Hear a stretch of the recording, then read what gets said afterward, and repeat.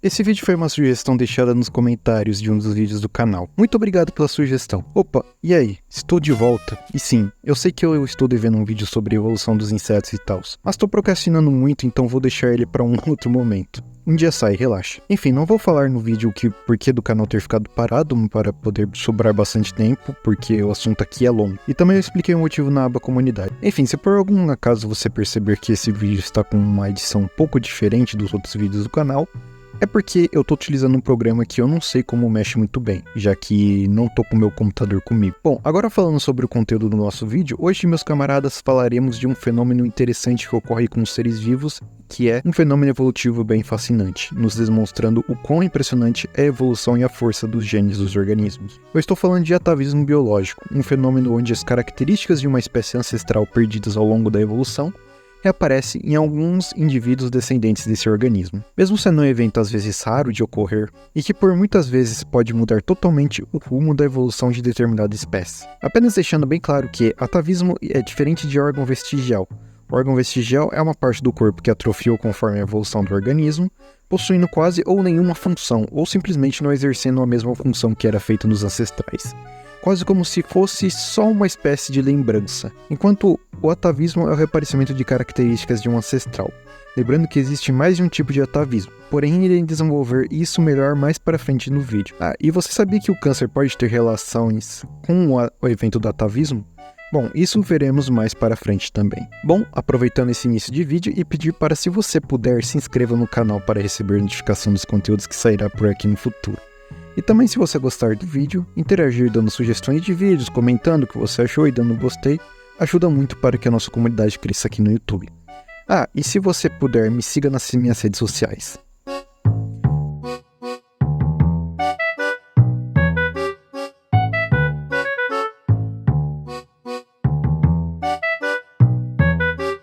Bom, como eu expliquei há pouco, o atavismo é o evento onde uma característica de um ser vivo ancestral reaparece em uma linhagem mais recente, mesmo tendo desaparecido em algum momento dentro do histórico filogenético de tal organismo. Explicando de forma extremamente superficial, a hipótese do atavismo ocorrer é simplesmente porque o gene em determinado ser vivo estava inativo ou presente, porém ocupando outra função, e que por alguma causa ou razão ou motivo, como por exemplo as pressões ambientais, pode dar a possibilidade desse gene se reativar.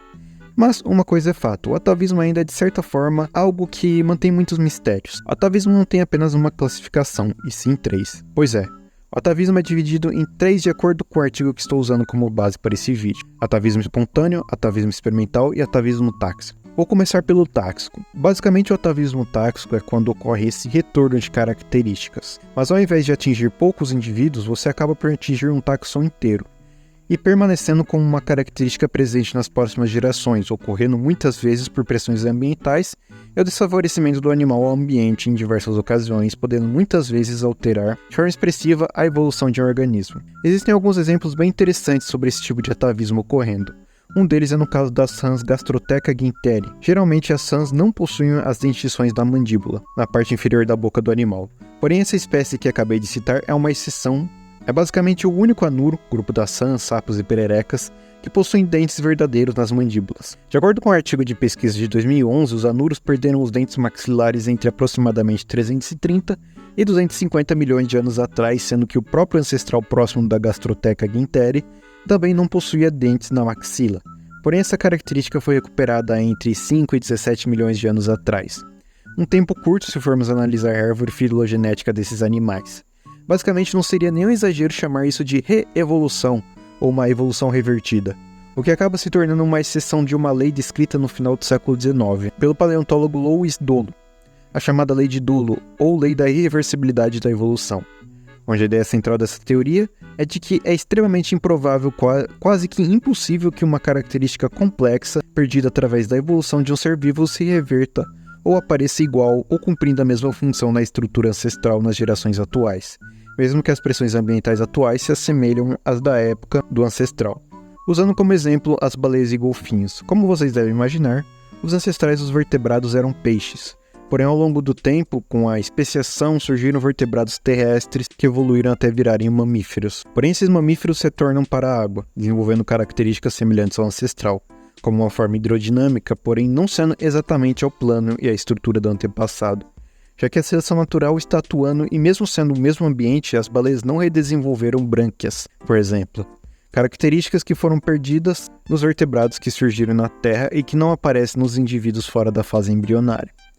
Mas como eu disse, essa lei na verdade não é uma lei e sim uma regra, possuindo várias exceções, mesmo sendo claramente algo extremamente improvável a recuperação de uma característica perdida, como no caso do atavismo. Agora, no caso do atavismo espontâneo, é aquele que ocorre simplesmente do nada em indivíduos aleatórios de uma espécie, independente de ser um animal vertebrado ou invertebrado.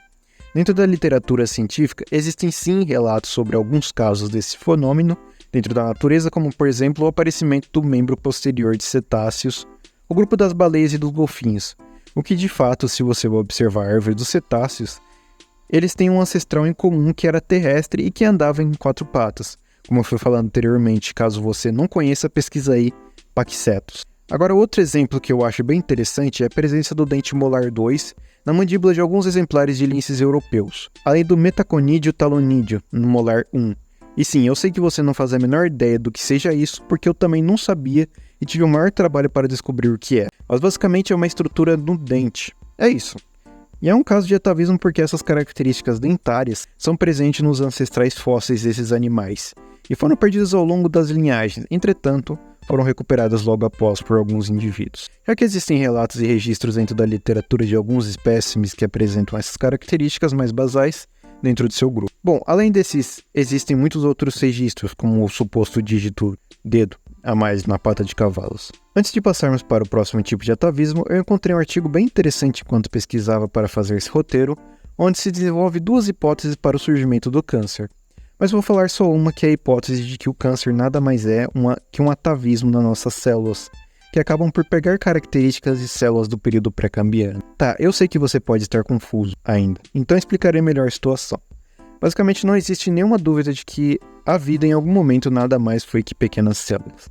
Bom, acontece que nos mares do período pré-cambriano, onde viviam essas células, a sua composição e as condições de vida eram totalmente diferentes do que é hoje em dia. Então essas células tinham seus próprios meios de sobreviver e se proliferar sem dificuldades em um ambiente totalmente diferente do atual. Porém, conforme o tempo foi passando e as condições ambientais foram se alterando, as células também foram se alterando, se juntando até formar seres pluricelulares, e a partir disso vocês já sabem. E bem, acontece que essa hipótese propõe que as células cancerígenas nada mais é que um atavismo que nossas células sofrem, despertando esse sistema de sobrevivência que está presente nas células eucariontes, e desde quando só existiam organismos unicelulares e que provavelmente estão escondidos em algum lugar de nossos genes. Quando desperto, esse gene começa um conflito nessa célula, podemos dizer assim. Evidências que apontam essa hipótese é o fato de células cancerígenas conseguirem sobreviver bem a ambientes mais ácidos e com pouco oxigênio, características das épocas das antigas células. Mas deixando claro, é tudo uma hipótese que ainda precisa de mais estudo, evidências e consenso, já que existem outras hipóteses sobre a origem do câncer. Agora o atavismo experimental. Bom, esse é o tipo de atavismo mais questionado que tem, já que ele é um atavismo que ocorre com uma forte interferência humana de fundo. Então existem muitos questionamentos de acadêmicos sobre se esses atavismos poderiam mesmo ocorrer em ambiente natural, ou se é algo que pode ocorrer sem a interferência humana. Não sei se você já ouviu falar, mas existe um caso onde pesquisadores encontraram alguns genes inativos de dentes no código genético de galinhas. E sim, eles resolveram testar se nasceria um pintinho com dentes. E ao analisar o desenvolvimento embrionário do animal de teste, realmente havia funcionado, porém resolveram matá-lo antes de nascer, porque com certeza não ia nascer algo muito saudável dali. O bichinho provavelmente ia sofrer muito, mas sim, esse é um exemplo de atavismo experimental, porém, como eu disse, é uma das classificações mais questionadas que existem. E bom, acho que era isso que tinha para falar nesse vídeo. Se você puder dar uma força compartilhando o vídeo e interagindo, eu agradeço de coração, porque é um trabalho imenso fazer cada vídeo, e ter esse trabalho todo sendo apoiado é a melhor sensação que existe. É isso, obrigado por ver o vídeo até aqui e até mais.